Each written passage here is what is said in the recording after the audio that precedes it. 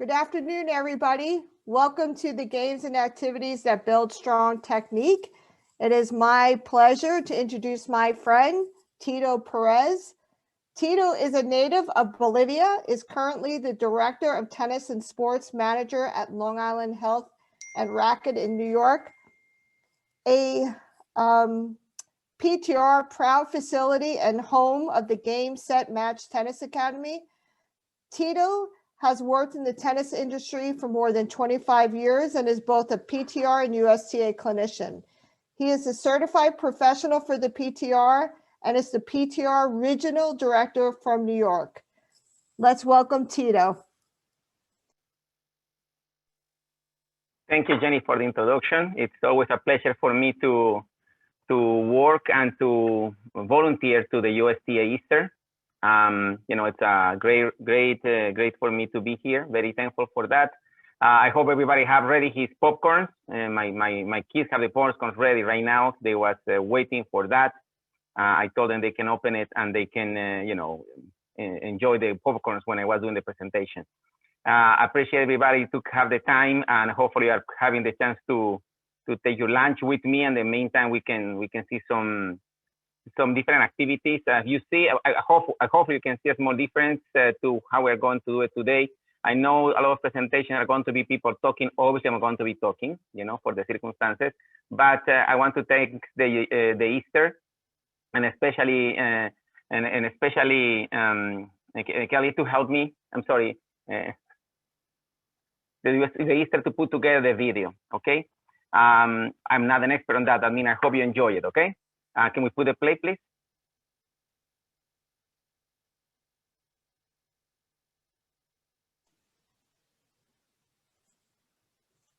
And Monica, can we put play on the video, please? Yep, it's coming. Give it a second, Tito. Okay, here we go. First, I want you to know the video is on no sound. That means don't try to play on your computer and you think it's going to be a sound on the video. It's not going to happen, okay? The name of this exercise or activity or game, because we're going to talk about the differences soon, the name is the big ball. This is one of the more important elements on teaching tennis and technique to the kids on different ways. Technique and the world of tennis are changing. I'm playing tennis maybe 30, let me think about it. 39 years. And when I learned technique, obviously the coach was only making lines and teaching us the positions, the movements with the racket and with the ball.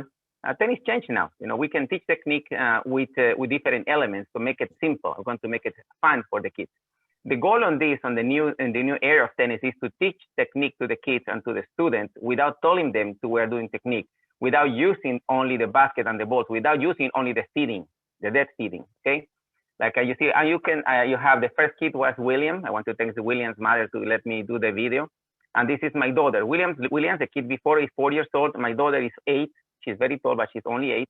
And you can see the difference, obviously, of my daughter played a little bit longer, but you see how much she's improving.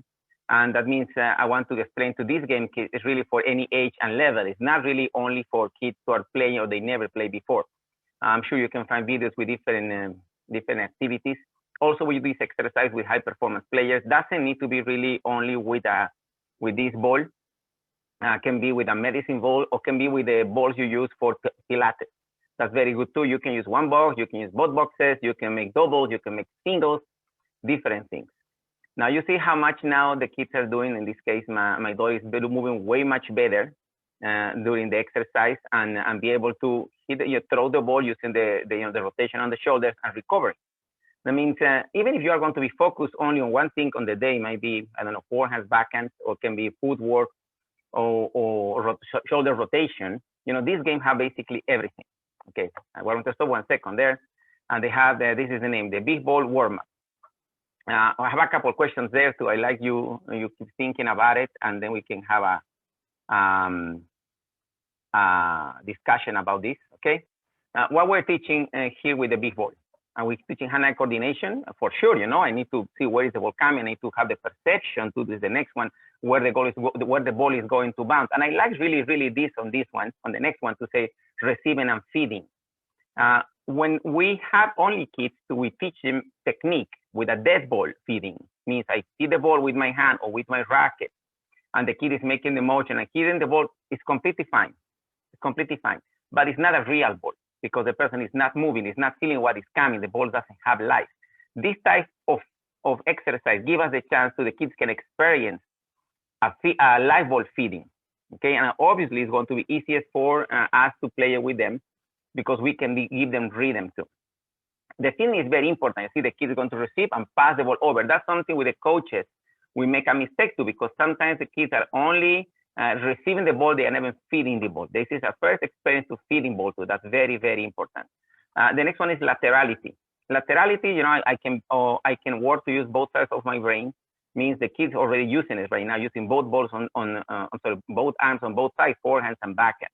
If you see at the beginning of the video, especially when the kids are little, the coach needs to show them and explain them because it's important. How important it's going to be feed the ball from the right when the ball comes to the right, and feed the ball from the left when the ball comes to the left. Especially with the kids like William, the little kid who was helping me at the beginning of the video. He was catching the ball on the left side, and then he was moving the ball to the right to throw from the right at the beginning.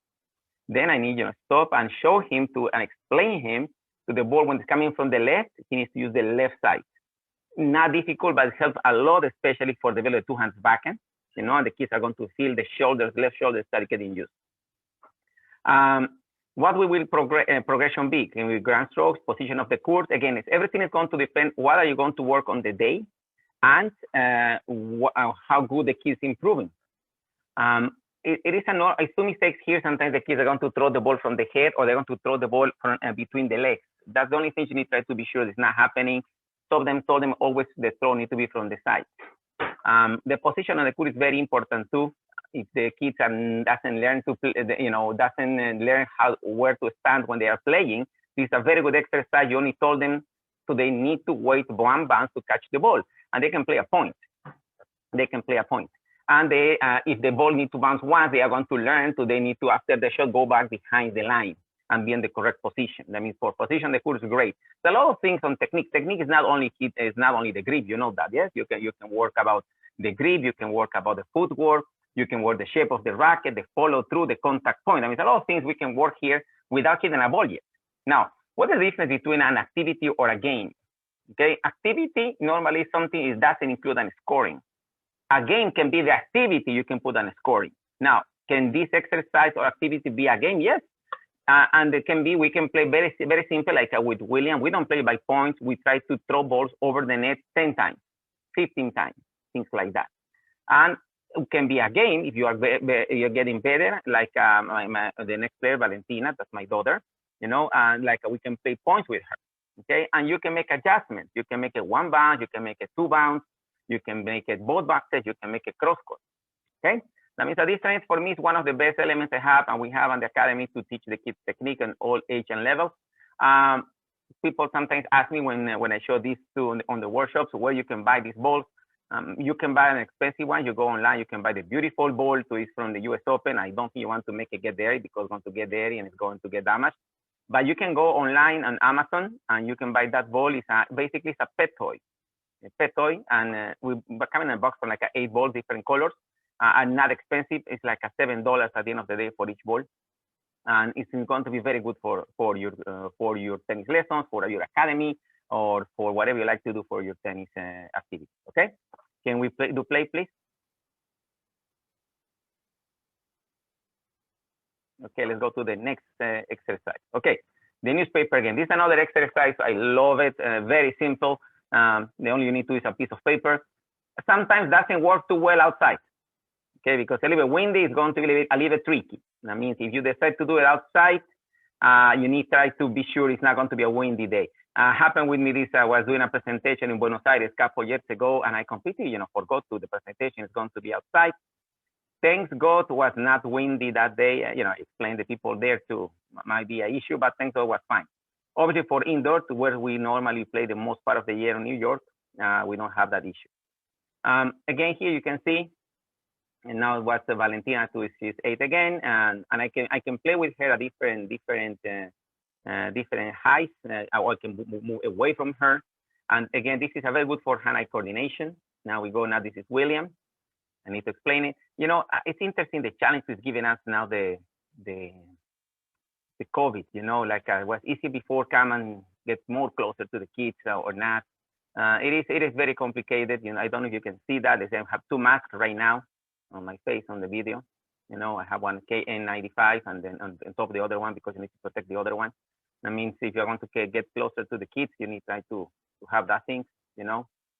But I see the kids having so much fun. And this is the first, anyway, a couple of these exercises I never showed him before.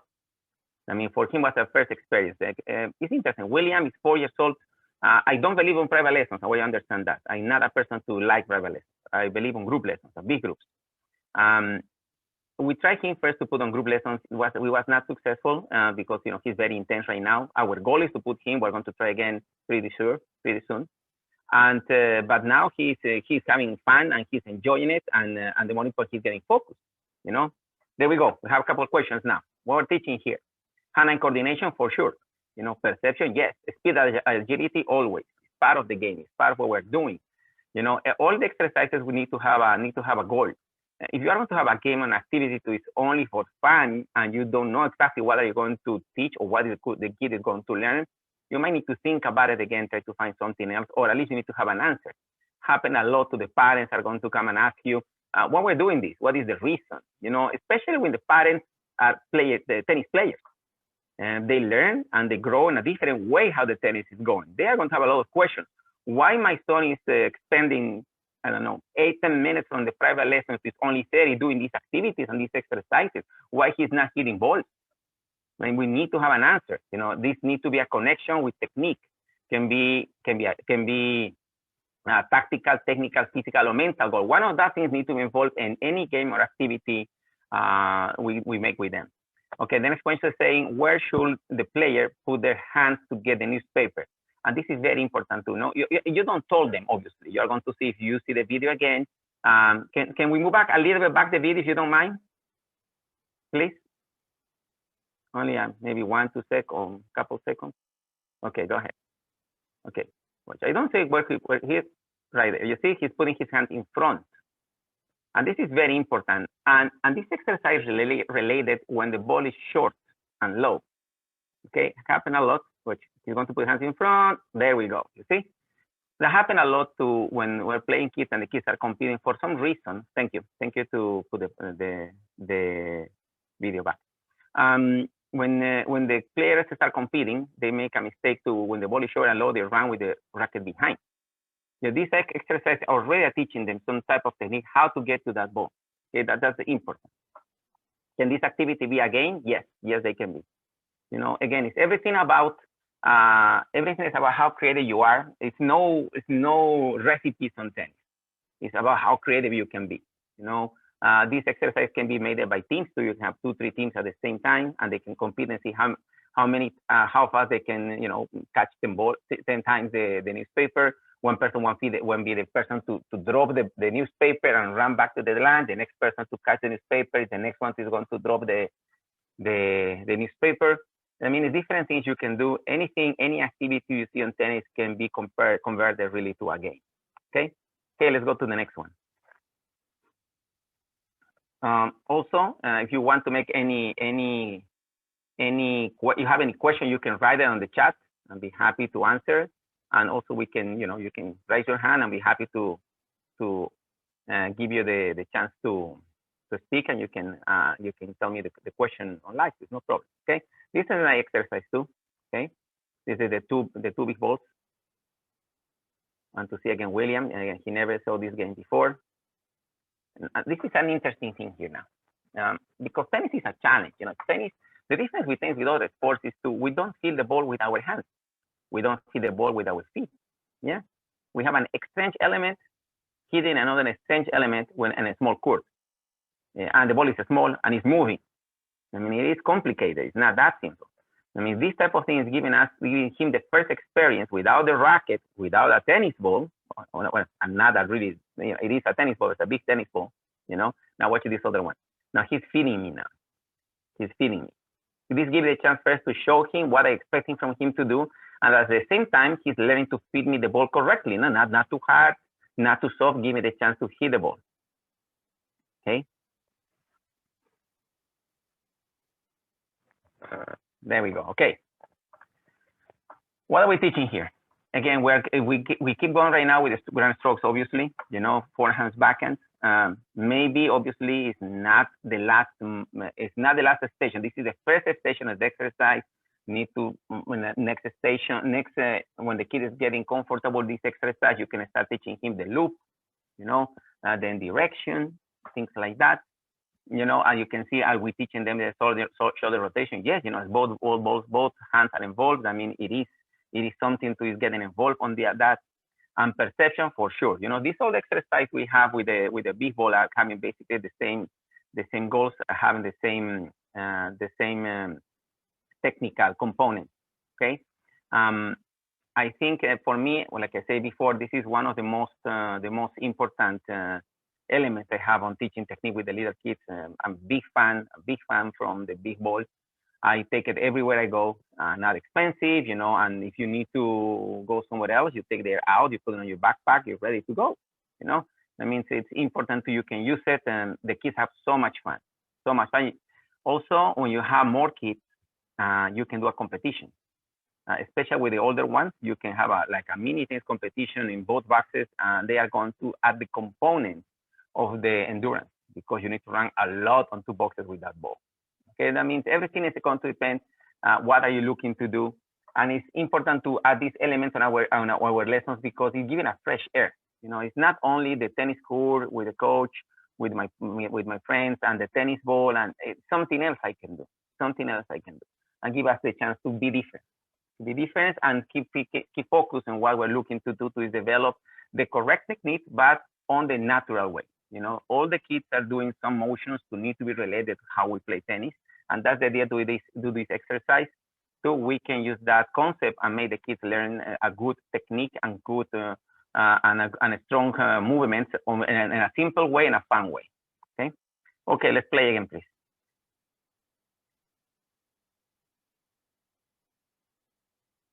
Okay, we have the square game here. We're going to keep using for right now this game, the deep ball. It's easy to make it on clay. I'm lucky to have clay there, you know. But if you are working on hard courts, you can use chalk to mark it on the ground. Maybe some people get upset because you are not going to clean enough. Or you can use the lines, you know, so yellow, orange, green lines. You can put and make the square. We're teaching him now. We're teaching him to throw the ball. You see, this is going to be interesting. Okay, you see he's throwing from up to down now. Very good. Okay. We have to start doing this over the head, because if we are going to go and we're going to do a small thing about the serve with him. You know, sometimes you see these kids, the kids on this age, they get like you know, not boring, but you know, you need to be sure to have a lot of activities. With him, it's 30 minutes lesson. I need to have you know, 8 activities, I think, every lesson. Obviously, we repeat a lot of the activities, and this is important too, to be able to repeat activities. You cannot only change all the time, because it's the only way you can learn and make this automatic is repeating and make it, you know, until you get automatic answers. Now you see I'm showing him what to do. Now, very good. Now I'm going to explain him how the footwork needs to be, how is the position of the feet. This is my favorite way, I mean, to teach how to be on a position of the feet. I'm running number 1 right now. When I ask him, what number is that? He said, that's number 1. Okay, there we go. You see, my feet are going right on the bottom and on the top of the right number, the number 1. And he knows now how to be on a position for the serve. Now he's going to throw the ball to me. Good. I'm going to show it to him to do it. Good. Okay, one more time. Sideways, I see to his sides over your head. There we go. We need to be patient with the kids, you know, and to repeat and after he's going to master the exercise.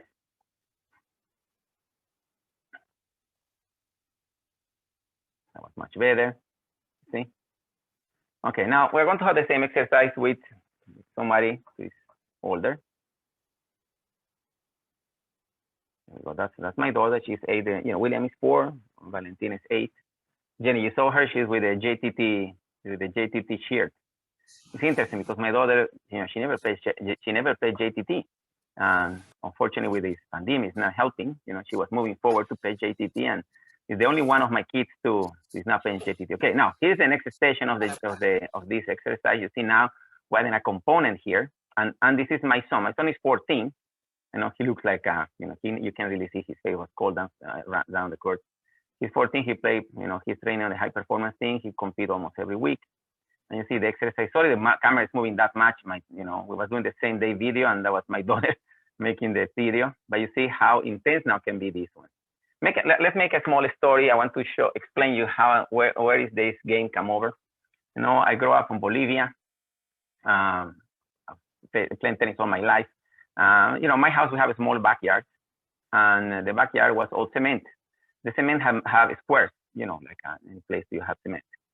And he won, you know, he beat me. But you see how intense you can go. Especially during the summer, we was going to the club almost every day with my brother, and some days we was at the house, at home. And we want to play outside. My father was really disappointed. He was upset because we was using tennis rackets on the wall. We have a wall there too. And it was very close to the house, and we break a couple glasses, you know. And he was not happy about it. That means he said to us, we cannot really use the rackets at home. And on that time was no red, orange, green ball, it was only yellow. That means we decided to play tennis with my brother only with the hands, and the court was box on the ground.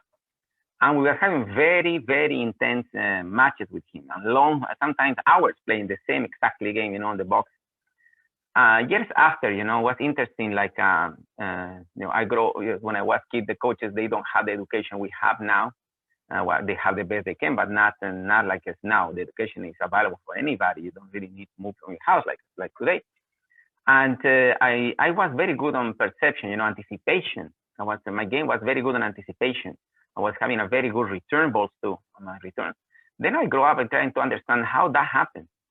And how that happened if you was not really not really teaching me. And I was not the talent ones on the world, believe me. I was not really. I was a good player, but not the talent ones on my team. And I tried to, you know, to understand what happened. I think this game helped me a lot. I think this game helped me really to develop a lot of anticipation. Is one of the more important things on tennis, because you are going to get that extra 0.05 seconds to make the difference to get to the ball early and win the point. That means I think that happened with me. Also on this exercise, you can see at the beginning, we can serve from this way. I mean, you add the serve. You are going to serve overhead, and you can see that too. We're going to teach. You see, what we're teaching here, we're teaching laterality. You have choice. There's no way you can run out. You can sometimes, but not really to run around to hit everything with your right hand. You need to use the left hand. Very important for that. You know, it's going to explain the kids to use both hands. How far we can go with this game? You just see, you just saw this. I show you have a 4-year-old kid using a big ball, only throwing the ball, so we can introduce the serve over the head.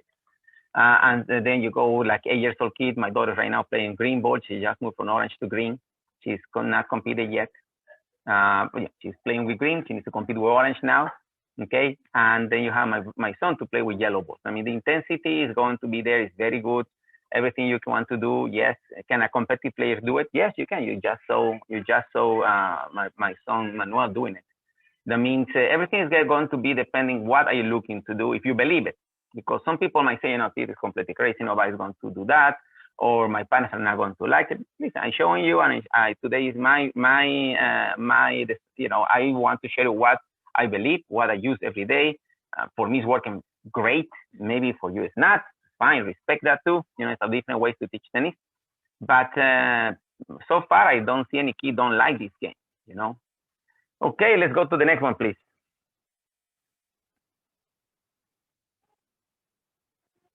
Okay, rally under the net. Okay, that's a variation I make. Obviously, I can put on. I was thinking about when I was going to do this video, if I'm going to use a mini net, because we have mini net, we have everything on the class. But let's imagine you are a person to work and you rent your course. You don't work on a tennis academy. You cannot be carrying everything with you.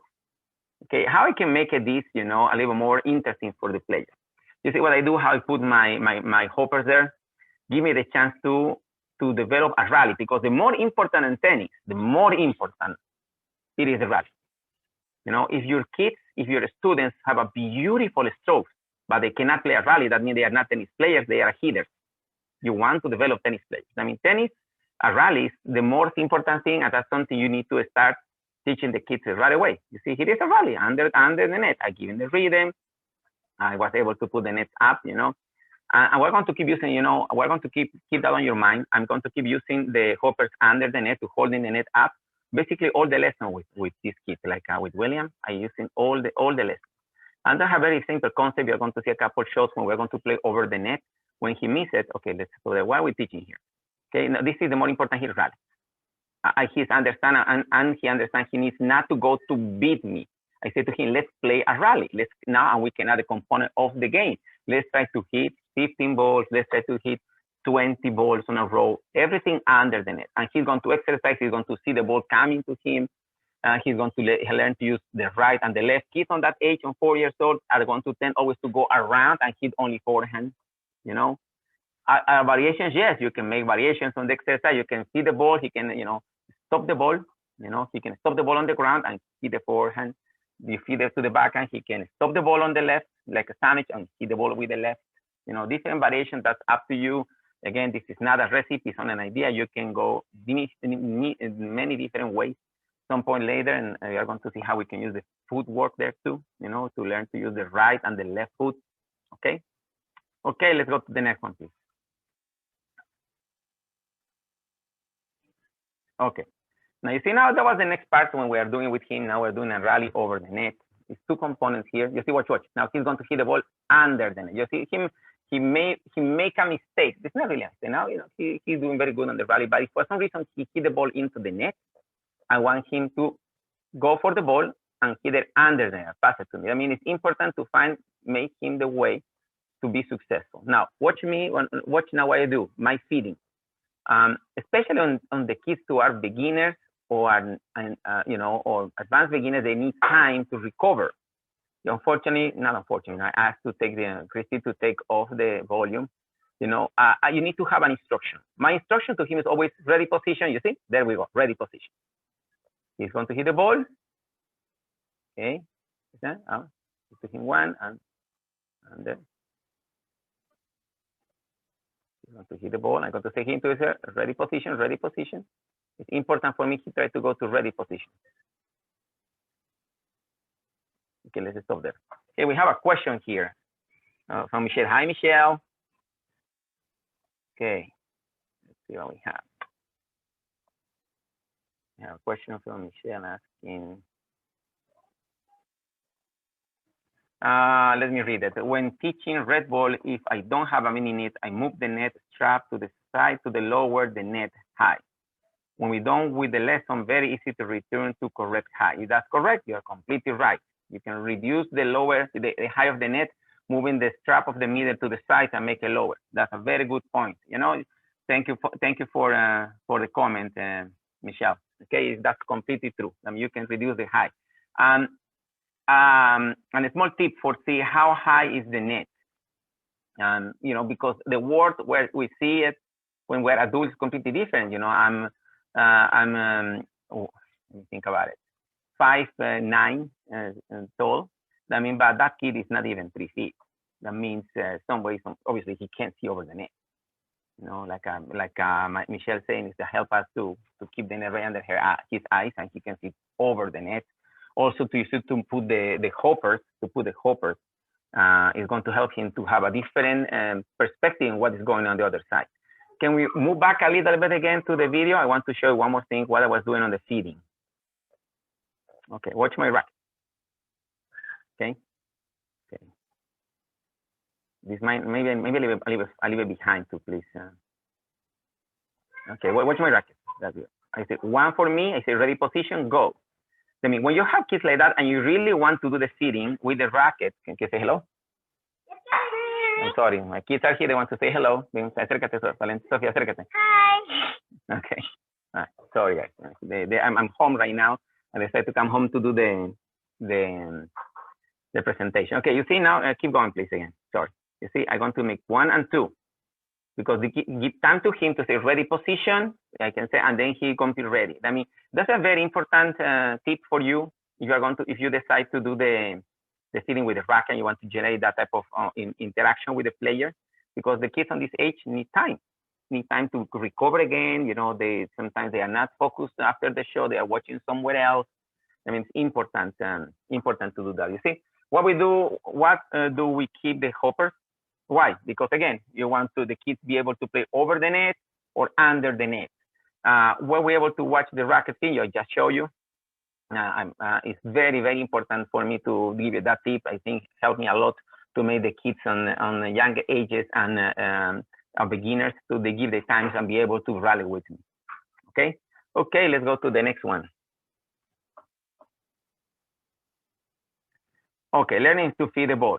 This is very, very important. This is a very, very important thing. Okay, when we are playing, we're teaching with the kids. You know, I really like to say we are playing with the kids. Even we are the coaches. I think the coach is not only a person who is going to be teaching. He's going to be playing with the other player. Okay, now watch. And this part of the lesson now is William's job to feed me the ball, and we play the rally. How many times happen to you have your students? You feeding all the lesson, and they decide to play with his friends, or with daddy, and and the kid the person can't feed the ball. We never let them feed the ball. That means it is important to teach them and let them feed the ball. Happen even on tournaments. You go to see some tournaments, or you go to play to high school matches, and you see kids don't know how to feed the ball. Kids who are start playing tennis, they don't know how to do it. How they can know how to feed the ball if the only person who is feeding the ball is the tennis coach? It's impossible. I mean, it's important part of our lesson to let them feed the ball. Okay. At the beginning, obviously, William was having some trouble, but the kids learn really fast. After a couple of balls, he is able to feed the ball, and he make a very good feeding. Watch what he's going to do. He doesn't put it behind me. No, see? There we go. And you see, and I keep doing, always the feeding with him with two bounce, one for me, one on my side, and then to him. I say again, you see ready position. He sometimes forgot that. The ball go under the net. The concept is not going to change on the lesson I'm doing right now, the exercises. You keep adding things. On the concept or the exercises and activities you are doing. Especially on this age, you need to change fast. You cannot be on the activity more than 2-3 minutes. You need to do something else. Okay, let's see how he do it. You see, now happen to watch. He's righty. He use the left hand. Now sometimes he's going to hit with one hand. Sometimes he's going to hit it with two hands. On this age, it's not that much problem. When they start growing, then you need to listen. If you're righty, forehand one hand, backhand two hands. At the beginning, it's not that much problem because they experiment. They are learning, they are to understand what is and generate a connection with the equipment, I mean, we need to let them be. It's important. They need to discover. It's the time, it's the age to discover things. And we cannot only come with a recipe and say, no, tennis is like this. I'm going to do only this way. Okay, how important is the player to teach the ball? I would just say before, and to go again to this is, they need to learn, because how they can start a point if they don't know how to feed the ball. Now, is this a type of serve? Of course, it's a type of serve. And the serve is to begin the point. You can serve underhand. You can serve overhead. This is like a first station to how to teach the kids to serve the point. Serving. That means it's nothing wrong with that. We need to stop to think about the concept to the tennis is only one recipe. It's only one way to teach tennis, or I serve need to be without the ball bouncing. It's no rules. There's no rules in tennis. Everything that can help me to develop a love of the sport is good. That's the main thing. Everything to help me after that to develop a good and strong technique, it is good. But it's not on the other way. If we're going to focus and do only our lessons or focus on develop a good and strong technique, and we're going to put secondary how much the kids can love the sport, we're on the wrong way. That's my personal opinion. Okay. Especially I'm going to make a large group of people and you want them to be happy, they need to love to come over here. When you go to, you have kids, and this is interesting, like you are going to make your kid, you sign your kids to play soccer. I don't remember you say, I'm going to sign my kids to tennis, to soccer lessons. Yeah, you take them to play soccer. But people come to the club and they want to take a tennis lesson. And that's already a wrong concept. People come to the club to play tennis. they were teaching them, yes, but they can't play tennis. It's a game, like soccer, like a basketball, like a baseball. It is a game. We need to try to don't lose that part. Okay. What instructions I'm giving? Giving the player. Basically, one thing at a time. It's very, very important. This too. I'm sure you know this. One thing at a time. So in this case, I was focused a lot in a ready position. In a ready position. Why is important for me ready position? Because the ready position is the position you go for the right or the left when you don't know where the ball is coming. Yeah, you might have on the experience know where the ball go, but at the beginning the kid doesn't know. I mean, ready position gives you the chance to be ready for the right or for the left, deep or short. Okay, now you can change the what you're going to say the key depending on what you're working. But what we don't want to do is going to give them too many instructions. Ready position, watch the ball, focus on the contact point, make a longer follow through. I mean, you cannot give them 5, 6 instructions because they are not going to follow. You know, they are going to get confused. I mean, one thing at a time is very important, and you go from there. More experience, obviously, the kids you might go to, but you even with high performance, you don't really work on that many. It's only 1 or 2 instructions per day, and can be physical, tactical, mental, or technical, tactical, physical, or mental instruction. Okay. Okay, let's keep going. Okay, upper and lower body. Okay, here we have an activity with William. We are combine different feeding with him. You know, it's 4 instructions here. I can say to him, kick the ball. I can say to him, catch the ball, hit the ball, or on the fly. But right now I say to him, hit the ball. He's going to hit the ball. I say to him, kick the ball, and he's going to kick it. Watch now. The ball was on the right. I want him to use his right foot. Yes, I say, hey, I want it with that. Now I say to him, please use the left foot. There we go. He's using the left foot. I mean, this is very, very important. And this is going to say to him, I'm going to say to him, catch. And on the catch, this is for the serve. I'm showing him what I wanted from him, and he needs to try to hit me with the ball. Good thing we're using red balls. You know, he's little. If he's not, he's going to, he's going to hurt me. We need to be careful with the racket always. I mean, with this, that's the only issue. Can we make this one more time, please, if you don't mind? Okay, let's repeat here the instructions. You can just kick the ball. It's important. You need to say it to him, because now if I decide to use more than 1 instruction, I need to tell him the extra instruction, because if it's not, he's not going to make it.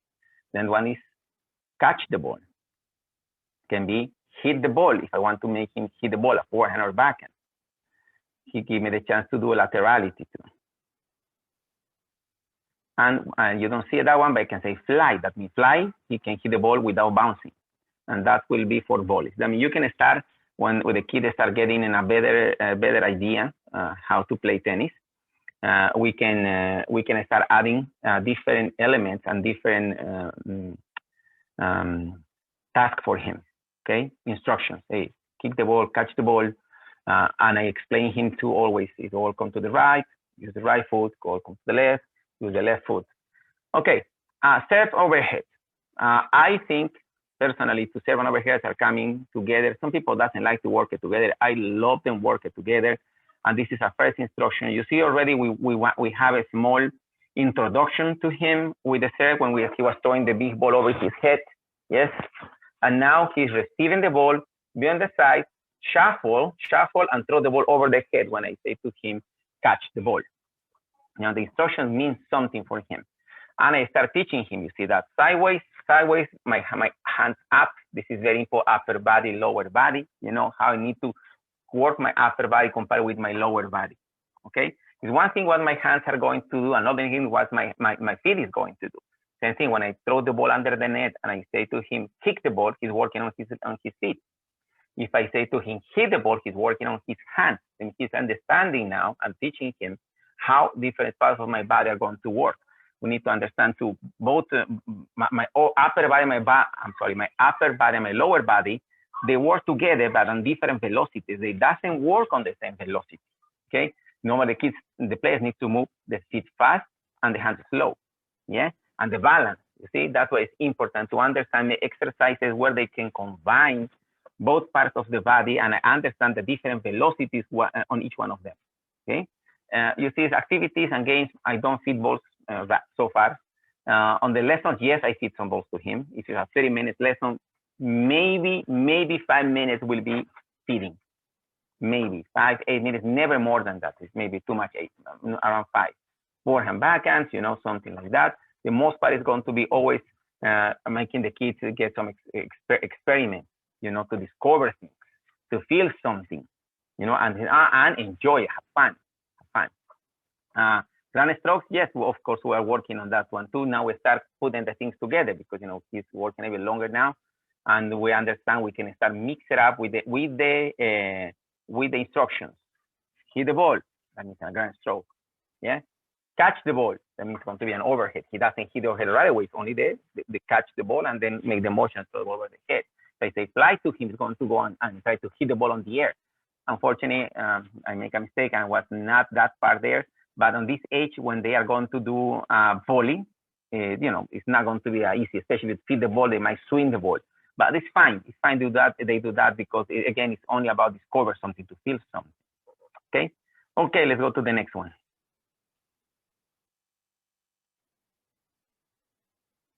Oh, balloon game. I like this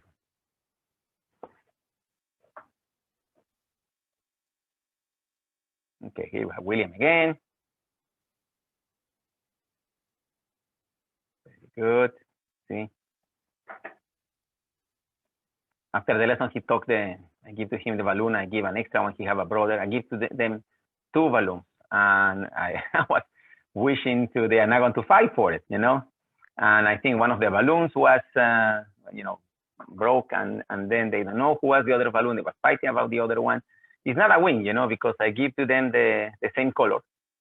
But now they don't know who is what. And, you know, they're fighting for that. If you give a different color to the kids, you give the red to William and the blue to Mark, they want the other one.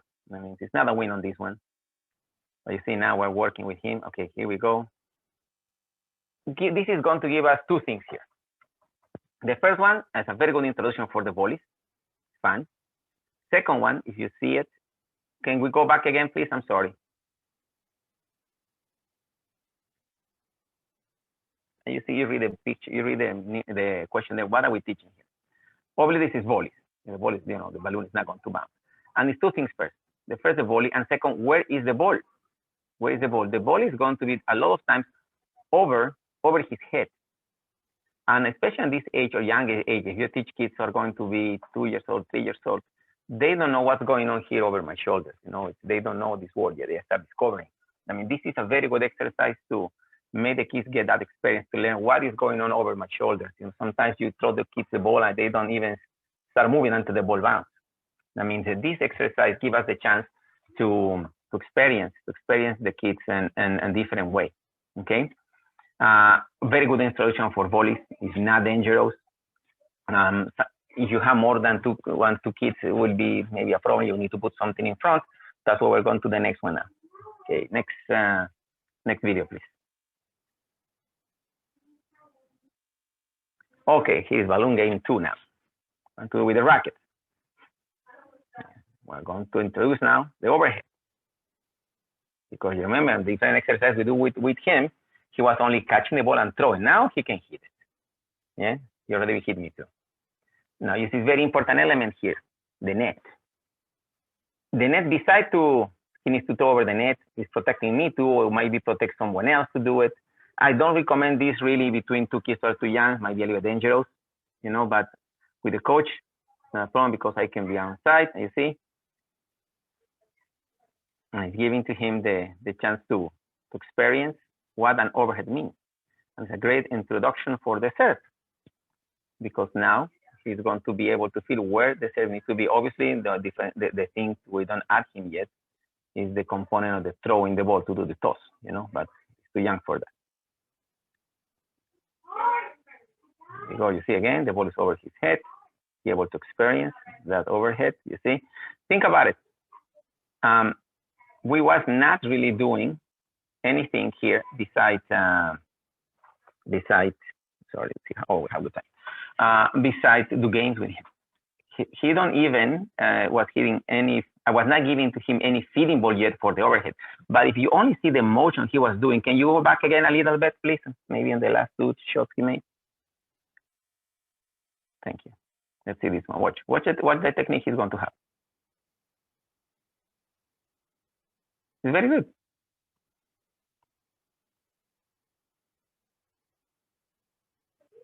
Let's see one more time. Yeah, watch it. I mean, he have a very good position. The both hands was up. He's on sideways. He's contacting the ball right on the top. I mean, that's what we're looking when somebody's going to make an overhead. Yeah. That means you see everything is going to be connected.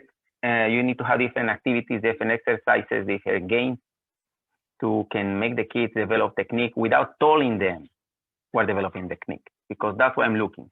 I'm looking when you are leaving today from my presentation, you have these exercises, and hopefully you like it, and you can use it on different games and activities with your people. Okay.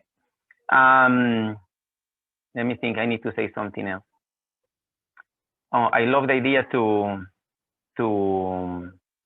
remark before everybody's going. I know everybody's busy, including me. Tennis is a game. I mean, we need to make them have fun. We have 81 people. Thank you so much to take the time from your lunch and come and listen to me. Tennis is my passion. That's what I do every day. People pay me for something I love to do. I hope you are doing exactly the same. I hope that's why you are teaching tennis. I hope you are looking to inspire people, because at the end of the day, that's what we're looking. We're looking to inspire people, to make them be a better people. And that's it on my side. I hope any question, you have any question, if somebody wants to say something, now's the time, because we have 12 minutes left. That's good. I was trying to don't rush and don't make it too short, but we have some minutes. If somebody wants to have any question or any comment, I appreciate the people is telling me they are enjoying my presentation. That means a lot to me.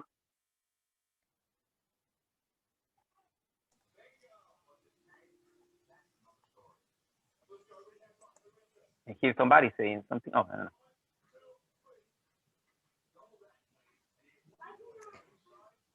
Thank you, everybody, for the comments. I'm sorry, Jen. People doing comments. Yeah, I was going to say, it seems everybody. like you're just getting a lot of thank yous. Oh, here's a question. Do you have any suggestions for virtual games to teach tennis? You have any? Oh, that's a very, we were just discussing that with Jenny, you know, like the world is changing. You know, if you can, right now is the best time we can do virtual things for kids. Will we work the best? I don't think it's the best, but it's the best what we have right now. I mean, it's the best for right now. Maybe you can develop these exercises, give it to some of your kids, try to make them do exercises at home. Very simple things. I'm not against, I think it's a great what we have right now. My son take a personal training online with somebody, and he do a good job. But the other day, because my son broke his arm now, you know, and he needs to, I try to make more activities to him. I hire a personal training in person to my club. And the time and energy my son is expending in person is 3 times more. That means always going to be better to be in person. It's not the circumstance right now. That means if you can put something together and give it to the kids, you know, like a homework for home, I think it's the best time right now to give the kids homework. This is your homework. Develop a homework area, like everything at the school now coming in on a virtual backpack. Then you know, generate something like a homework backpack, so you can take, the kids can log in and you can give them reward points for do that activities at home. They can video themselves and they can upload it. Like my kids do everything virtual, need to upload the homework. Why not? It's the best time to do it. I hope that answered that question. You're just getting a lot of positive comments, Tito. I think everybody loved the session. We thank you. We thank everybody for joining and hope to see everybody at the next session. Bye, everybody. Have a good day, everybody. Thank you for coming. Thanks, Tito. Stay safe. Okay, everybody, stay safe. Thanks, Tito. Thank you. Jenny, thanks to you. Thank you to all your staff. They are great. All right, thanks. Especially Bye, guys. Christine. Thank you.